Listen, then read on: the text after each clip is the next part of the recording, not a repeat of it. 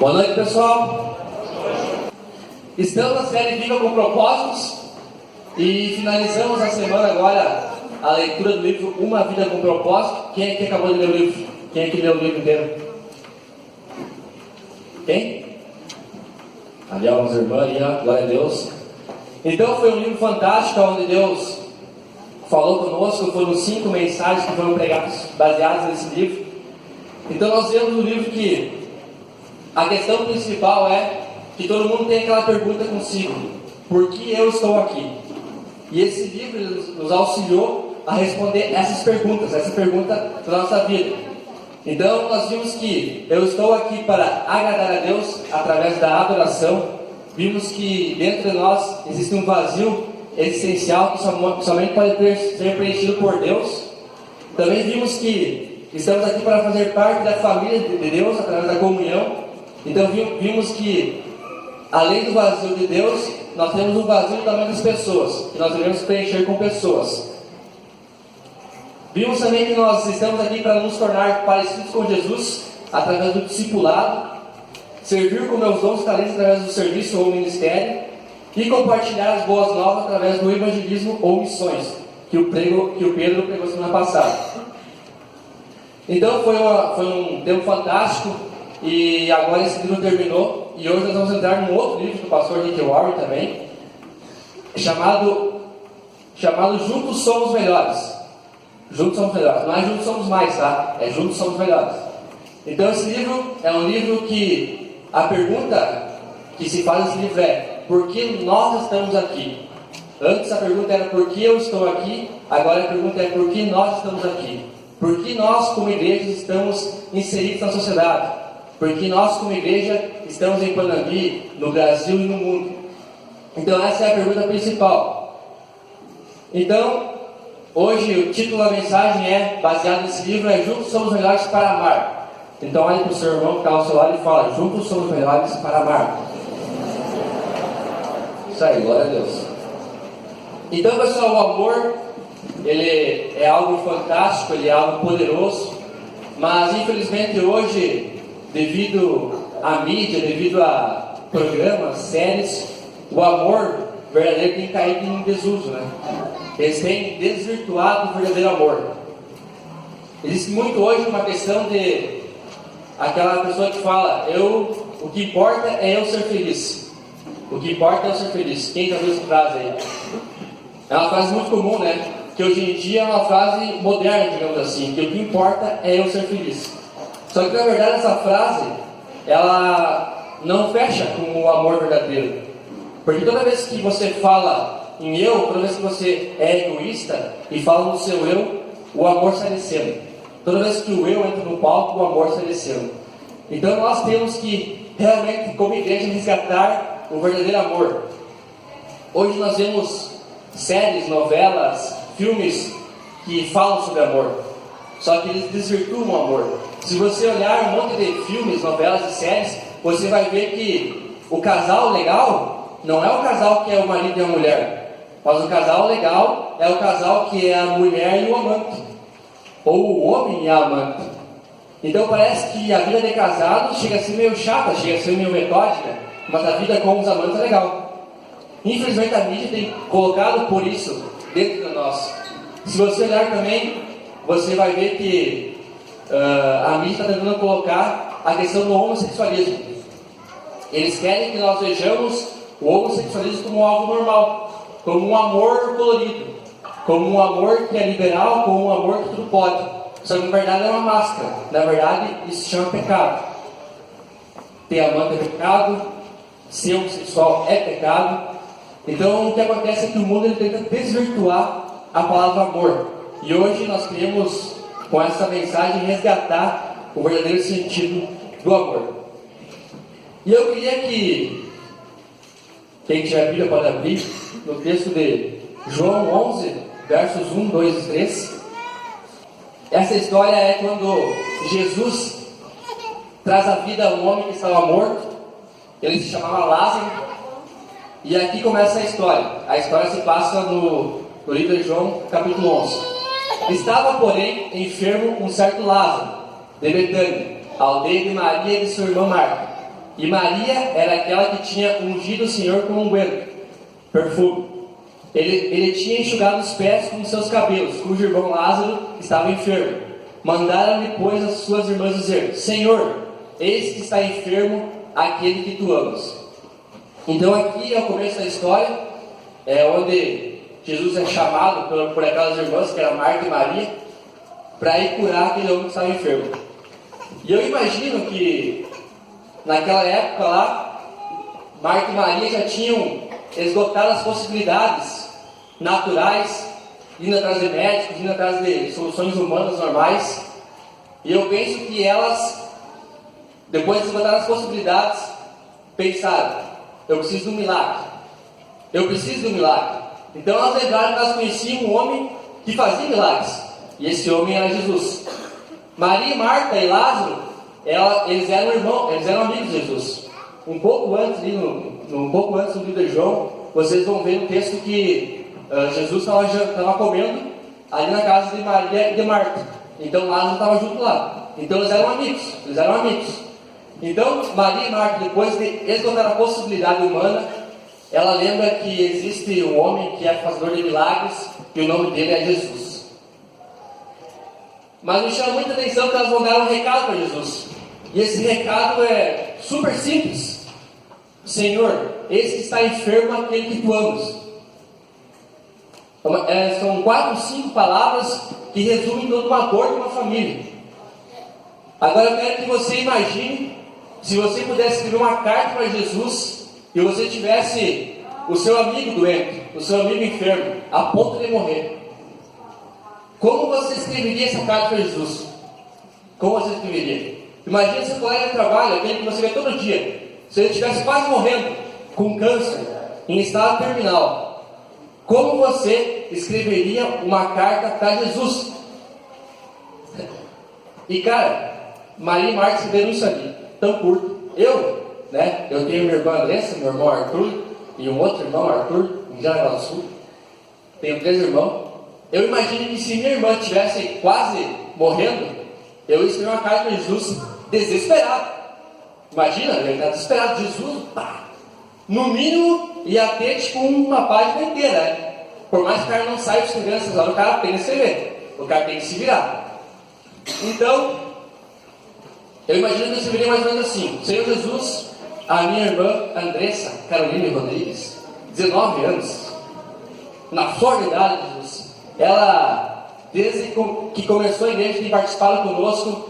Ela ajuda no Kids, ela é discipulada pela Carlise e pelo Hector, ela ajuda no Vibe, ela é legal, ela tem uns probleminhas, Deus, que é meio chato às vezes, mas ela no mais é legal, assim, na maioria é legal.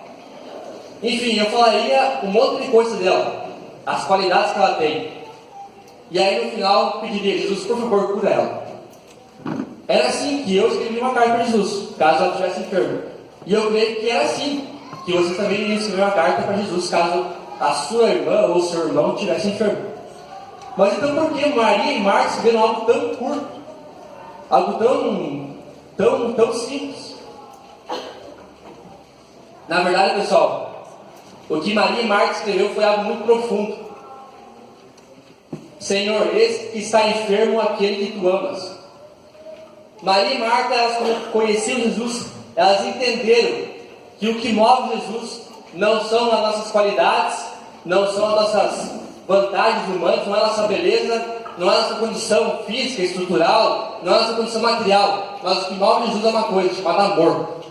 O que move Jesus é o amor.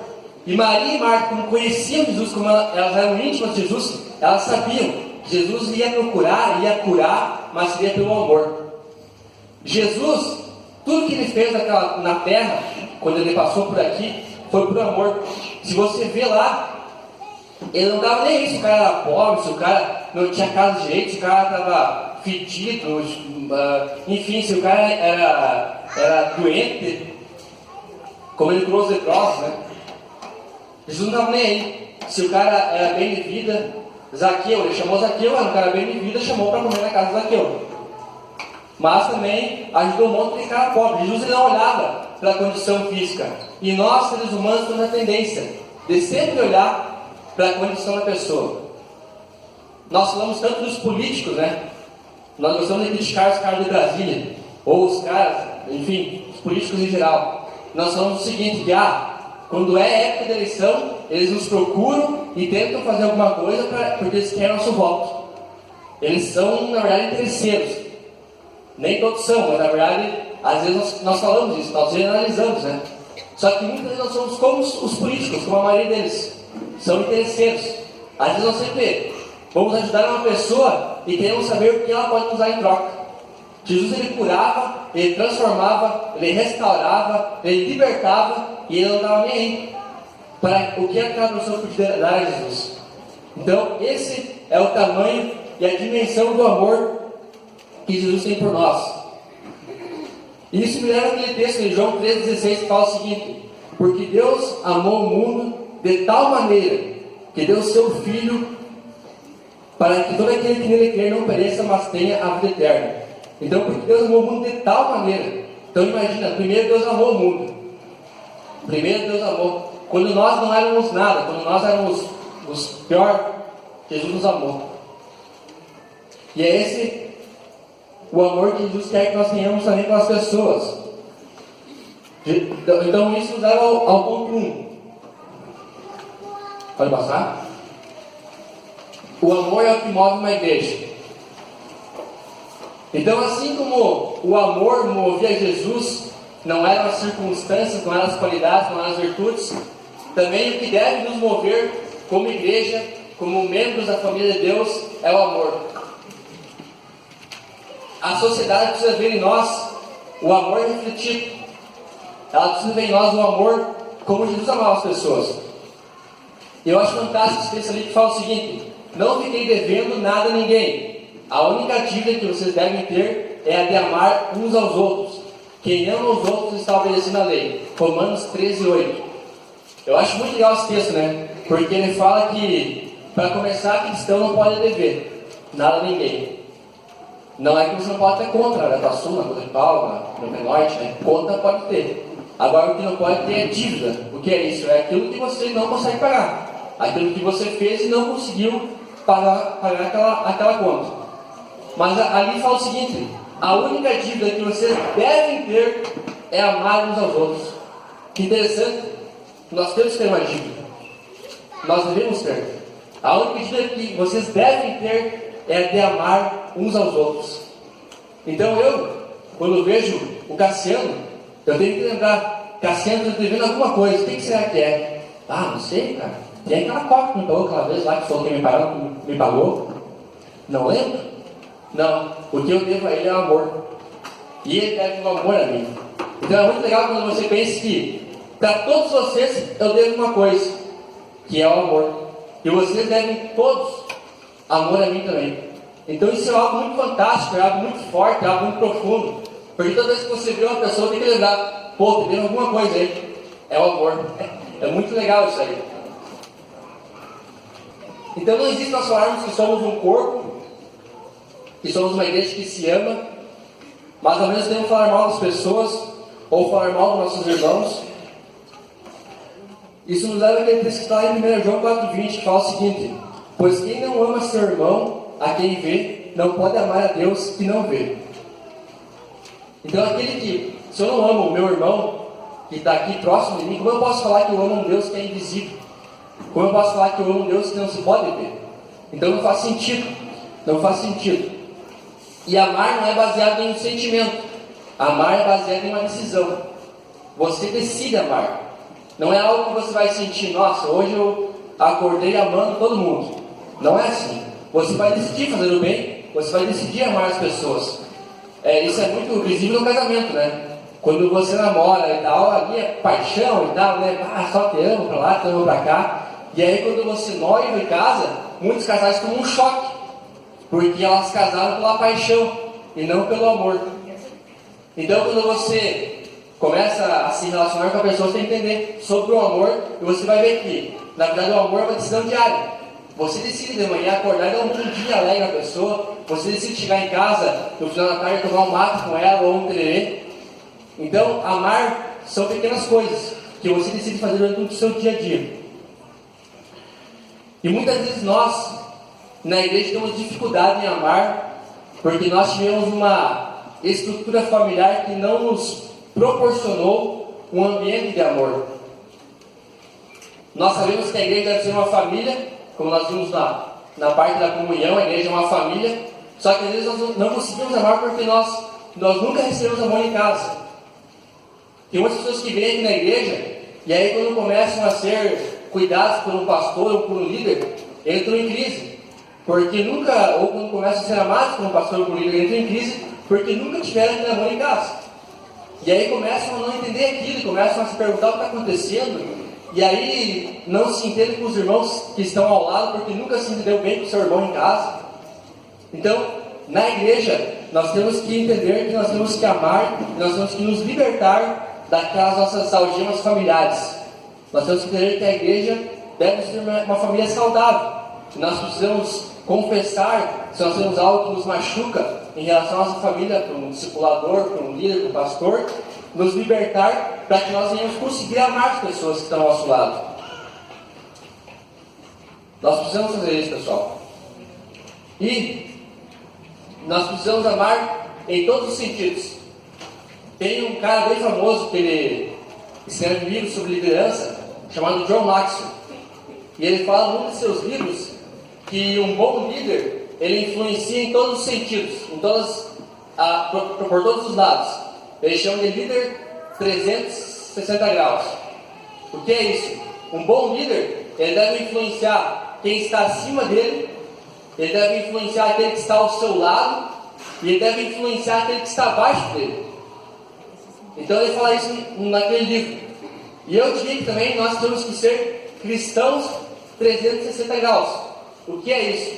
Nós temos que amar quem está acima de nós, ou seja, honrar nossos líderes, nossos pastores, amar, respeitá-los, não falar mal, falar bem deles, proteger eles, guardar eles, obedecer a eles.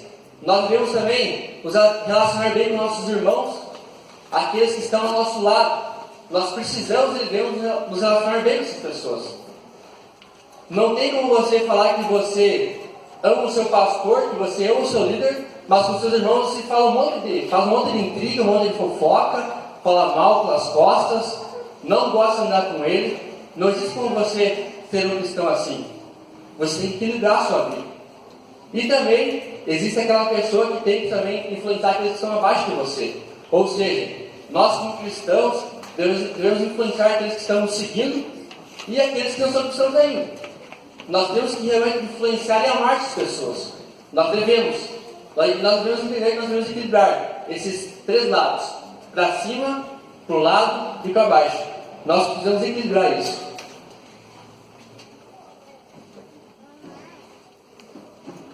E o amor são demonstrados a partir de atitudes, tais como a primeira, sacrifício.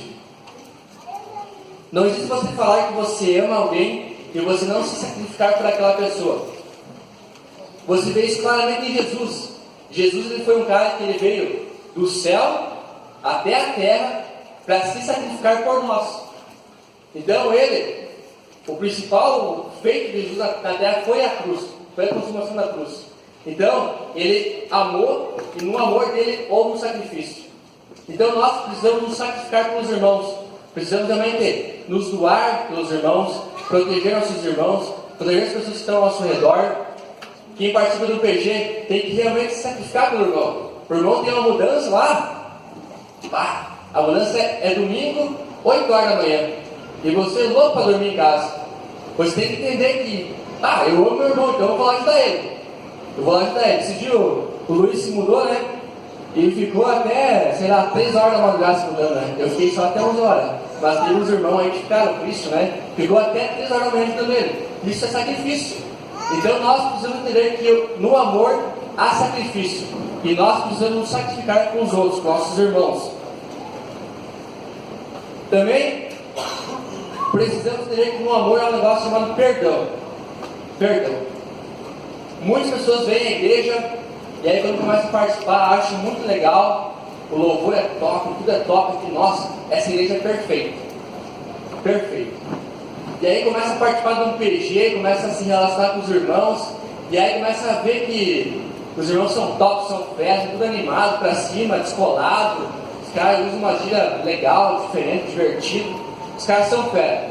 Mas aí passa um tempo e você acaba vendo que, na verdade, a igreja não é perfeita. Que a igreja, ela é feita por homens, inspirados por Deus. Então, quando há homem na parada, há imperfeição. Então você acaba com o tempo se relacionando com as pessoas, com os irmãos, e você acaba se ferindo, se machucando com alguma coisa. Algum irmão te fala alguma coisa que você não gosta, você se fere, e aí você se fecha. E aí começa a se frustrar, começa a falar mal talvez, começa a não resolver aquele conflito. E aí o tempo passa e as coisas vão piorando, e aí todo mês você começa a falar mal da igreja, começa a falar mal de todo mundo, enfim, com o tempo você sai da igreja. Então nós precisamos entender que nós precisamos dominar a arte do perdão. O que é isso? Se alguém te ofendeu, se a pessoa te pediu perdão, tu tem que perdoar ela. Se você ficou ofendido com alguém, você deve procurar aquela pessoa, tentar alinhar com ela aquilo lá, consertar com ela aquilo lá. O perdão é o que mantém uma igreja de pé. É uma das coisas que mantém a igreja de pé, porque existem erros, existem falhas, e nós precisamos realmente nos perdoar. Um líder tem que perdoar os seus liderados, um liderado tem que perdoar seus irmãos, tem que perdoar seus líderes, enfim, porque nós precisamos perdoar, e esse é uma das virtudes do amor. E nós precisamos manifestar esse amor. E a melhor forma de nós manifestar o amor é através da comunhão. Olha o ponto 2. Então, o amor é manifesto na comunhão. Aquilo que nos une é maior do que aquilo que nos separa. Essa frase eu acho muito legal, uma frase do pastor Edson. E é muito massa a frase porque realmente nós temos que entender que nós temos diferenças. Tem os que são gremistas, outros colorados, tem os que são assim, outros são assados, tem uns que gostam de um estilo musical, outros gostam de um hip hop, não sei. Enfim, nós temos várias diferenças. Mas nós, como igreja, temos que entender que aquilo que nos une é maior do que aquilo que nos separa. E o que nos une é o amor. É o amor de Jesus por nós, é o sacrifício de Jesus por nós na cruz. É isso que nos une. Então nós precisamos entender que aquilo que nos une é maior do que aquilo que nos separa. E voltando na história de Lázaro, eu queria falar com vocês sobre a importância da comunhão. Qual que é a importância da comunhão que é naquela história? Então, naquela história de Lázaro lá, depois que é mandado aquele recado a Jesus, Jesus demora alguns dias, Jesus estava em outra cidade, um pouco distante, e aí Jesus demora alguns dias, e aí então Jesus se desloca até a cidade de Betânia, e aí quando ele chega lá, ele percebe que há um cenário de profunda tristeza. Muitas pessoas chorando, muitas pessoas em prantos.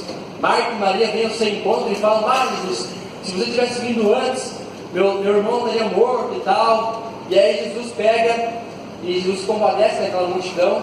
E aí lá no capítulo 11, versículo 35, está o menor versículo da Bíblia, que é: Jesus chorou.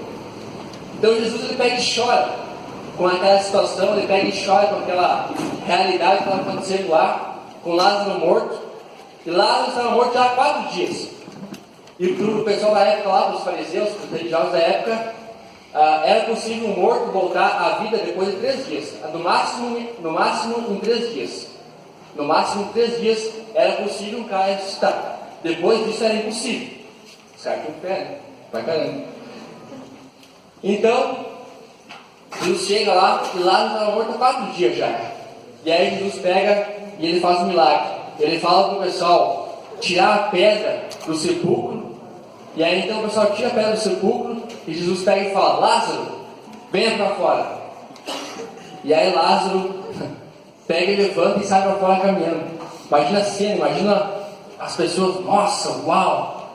E a Bíblia fala que um monte de pessoas se converteu através daquele milagre de Jesus.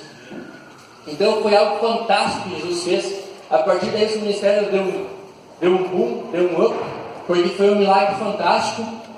Mas o que me chamou a atenção foi o que está lá no no final do capítulo, no versículo 45.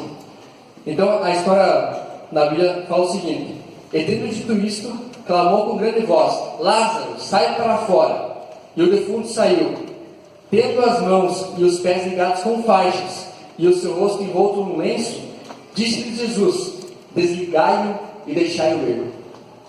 Imagina, ele saiu tipo uma múmia, sabe? Quem já viu esse filme da múmia lá e tal. Ele estava todo envolto em faixas. Era assim que ele foi sepultado. E aí Jesus pega e ressuscita ele, e ele sai lá, meio cambaleando, imagina, mas todo cheio de faixas. E aí Jesus pega e fala: pessoal, tirem as faixas dele e deixem ele ir. Então isso me remete a um princípio. Qual é o princípio? Jesus, ele traz a vida àquele que está morto, mas a parte de tirar as faixas somos nós que temos que fazer. Somos nós que temos que desenrolar os nós que aquela pessoa tem na sua vida, os problemas que ela tem. Então, existe uma combinação: Jesus mais igreja, Jesus mais pessoas, igual a cura e libertação. Jesus, ele transforma, ele cura, ele restaura, mas ele é tão bom que ele precisa de nós, para que nós tiremos as ataduras das pessoas, para que elas venham andar. Eu imagino como é que ele saiu daquela tumba, daquele sepulcro. Saiu com dificuldade para caminhar, mas na medida que as faixas não sendo tiradas, ele começou a caminhar mais rápido, e com o tempo ele começou a correr. Por quê? Porque as faixas nos impedem de caminhar, de andar rápido. Então nós, como homens e mulheres de Deus, temos que entender que nós temos que ajudar as pessoas a tirar as faixas que prendem elas. O que é isso? É pecado, é coisas do passado que prendem ela, são vícios, tudo aquilo que não agrada a Deus nos impede de caminhar. Então nós temos que realmente ajudar as pessoas a tirar as faixas. E isso só é possível através da comunhão, através de participar do PG, através de se envolver realmente com a igreja local. Então, tem que haver comunhão na igreja local, tem que haver comunhão. Por isso nós temos o poder dos PGs. O que é PG? É pequeno grupo. Lá quem participa de um PG, sabe que você vai lá, você faz amigos lá, você se reúne com pessoas toda semana praticamente, e você começa a se envolver com aquelas pessoas, começa a andar junto com elas, começa a compartilhar a sua vida, começa a orar com elas, começa a comer com elas, porque comer para crente é um negócio muito benção, né? E os caras adoram comer. Tem nos PGs aí que vai rapar do céu, é uma benção mesmo, é uma fartura. Então, quem participa do PG sabe que realmente no PG é que é exercido muito forte, principalmente o propósito da comunhão. É lá que você realmente está em um ambiente de família de verdade. Mas precisamos nos comprometer e orar, mas nós precisamos entender que para você participar da comunhão na igreja local, é exigido algumas coisas. Uma das coisas é compromisso. Uma comunidade saudável sempre se forma atrás do compromisso. Tem que haver compromisso entre as pessoas. O que é isso? É realmente orarmos pelos outros, é participar um da vida do outro, é querer se envolver com a pessoa que está ao seu lado, é você querer compartilhar a sua vida. Você tem que realmente se comprometer com o seu PG, com as pessoas que estão lá naquele grupo. Outra coisa que também nós temos que fazer para que a comunhão seja forte e mantida é o respeito mútuo. Muitos conflitos ocorrem só por você falar algo que você queria falar de uma forma e você pensou que falou daquela forma, mas na verdade a pessoa entendeu de todo jeito, totalmente diferente. Você falou olá e ela entendeu olá, tá? Tipo assim, você fala de uma forma e ela entendeu de outra forma. Então tem que haver um respeito mútuo entre as partes. Você tem que realmente se comunicar de uma forma que você entenda da pessoa e que a pessoa te entenda. E se você está com alguma dúvida em relação se ela compreendeu aquilo que você falou ou não, você tem que praticar uma lei chamada lei da conferência. O que é isso? Ô irmão, eu falei com você aquele negócio lá, não sei se você se ofendeu. Você se ofendeu ou não se ofendeu? E aí ele vai falar, não, tu viajou mais nessa, tu rateou comigo. Não deveria falar daquela forma. Ou vai falar, não, nada a ver, tá de boa, fica na paz. Então nós temos que fazer isso aí e manter essa comunicação bem saudável. Honestidade. Numa relação saudável entre família tem que haver honestidade. O que é isso? Você viu algo que você não gostou daquela pessoa, você tem que ter a honestidade de pegar e chegar para ela e falar: olha, eu acho que você deveria tirar essa faixa que está em volta da sua vida. Você tem que pegar e falar. Agora tem pessoas que pegam e começam a falar por irmão que está do lado, né? Ô irmão, tu viu lá aquela pessoa lá, rapaz do céu, tu viu aquela faixa que ela tem lá, não consegue caminhar por causa daquela faixa. E aí então, em vez de falar com a pessoa, fala com outra pessoa. E assim começam os problemas numa igreja. Então nós precisamos ser honestos com as pessoas. Não falar pelas costas, mas chegar e ser honesto, ser franco. Uma amizade tem que ser sempre sincera. Então nós temos que realmente agir com sinceridade. Então, quando entendemos a importância do amor, vivemos em comunhão. E quando nossa comunhão anda de forma saudável, nossa família cresce. Porque assim as pessoas que estão de fora vão olhar e falar: nossa, que igreja legal, que igreja top, que igreja que se ama. O amor em uma igreja atrai pessoas. O amor em uma igreja atrai pessoas. Quando você está num ambiente e você está lá vendo aquelas pessoas lá, tipo, se amando, se realmente se cumprimentando, dando risada, brincando uma com a outra, você vai pensar assim: nossa, eu queria estar com aquela galera lá, porque ela parece um povo animado, um povo pra cima. Então o pessoal que está lá fora tem que ir lá na nossa igreja e ver que realmente nós somos felizes, nós nos amamos. E nós temos que demonstrar esse amor. O amor, ele também é uma forma de evangelizar. Porque quando você se compromete com o corpo de Cristo e realmente se ama, ela atrai pessoas. Então podemos concluir que uma igreja avivada é uma igreja que ama. Nós precisamos realmente amar as pessoas. Avivamento é poder e caráter. Nós vimos isso, já aprendemos isso, sabemos disso. É poder e caráter. São duas pernas, poder e caráter. E o amor, ele é uma arma. O amor, ele tem poder. Então ele encaixa no poder. É interessante quando o apóstolo Everal estava aqui na inauguração desse novo local, ele falou que o amor, ele pode vencer a morte. Ele vence a morte. Então você percebe e entende que o amor é algo poderoso, é algo muito forte. E também o amor entra no caráter.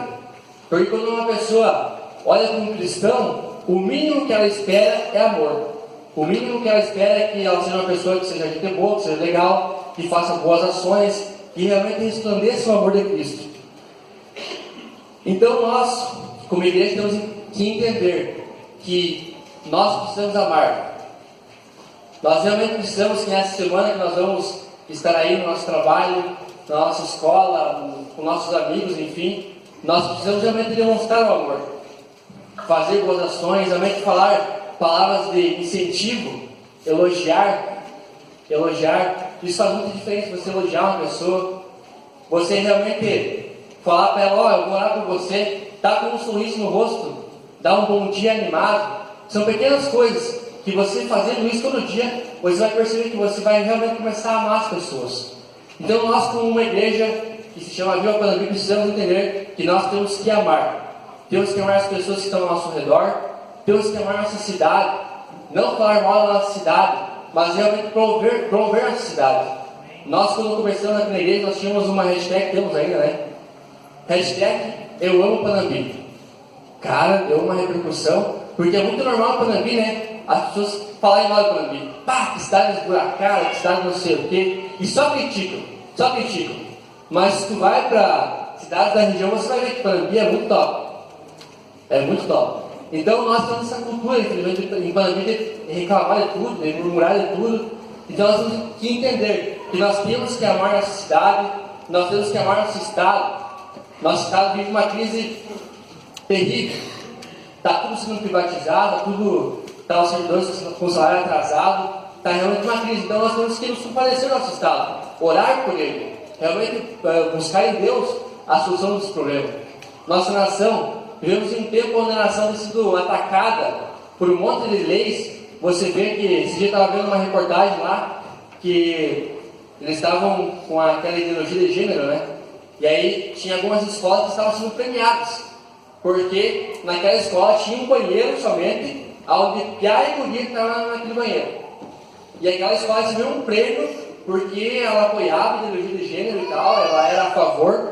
E nós não temos isso, nós temos a ideologia de gênero. né? Que é Deus criou o homem, Deus criou a mulher. Então nós precisamos amar a nossa nação, orar pela nossa nação. Então nós, como igreja de casa, precisamos amar. Precisamos amar. Então que nessa semana realmente você ame. Você ame a sua esposa, você ame o seu esposo, você ame os seus filhos, você ame os seus amigos, seus colegas de trabalho, você ame os seus irmãos do PG. Pegue na série aqui, pegue e fala: eu te amo, ó, cara, obrigado pela tua vida, obrigado porque aquela vez você fez um negócio massa comigo.